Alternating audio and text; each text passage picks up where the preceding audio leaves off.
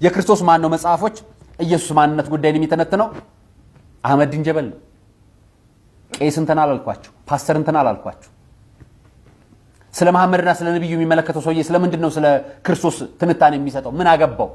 እሱ እንደማያመልከው እንደማያምነው የምናውቀው ሰውዬ ትንታኔ ይሰጥ። ይሄ ጉዳይ የሃይማኖት ተቋማት ጉባኤ የሚመለከተው ማያውቀውም ነበር። እነዚህ ሁሉ መጽሐፎች ታተመው አያውቅም ነበር። ዛሬ እፎይ ሲነሳ ለእፎይ መግለጫ ስታወጡ እናንተም አብራችሁ አቤት ስትሉ አያታቁትም ነበር። አምላክ ስጋ ለብሷልን እውነት ነውን ብሎ ሲጽፍስ አታቁትም ነበር። እናንተ አይመለከታችሁም ነበር ወይ? የኢየሱስ አስተምሮ ምን ነበር?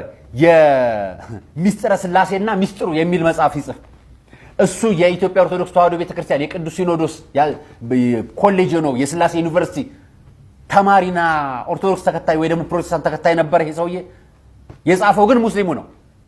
እና የትኛውም ጽሑፍ አስተምሮ እዚህ ውስጥ የሚኖረው አስተምሮ በየትኛው ቋንቋና አግባብ ክርስቲያናዊ አምላክ አስተምሮና ምልከታን በትርጉም የሚያ ይሆናል። ንጽጽሩስ ከየትኞቹ ኦርቶዶክሳውያን ወይ ደግሞ ፕሮቴስታንት አማኞች ጋር ተነጋግሮ ነው ይሄን መጽሐፍ የጻፈው?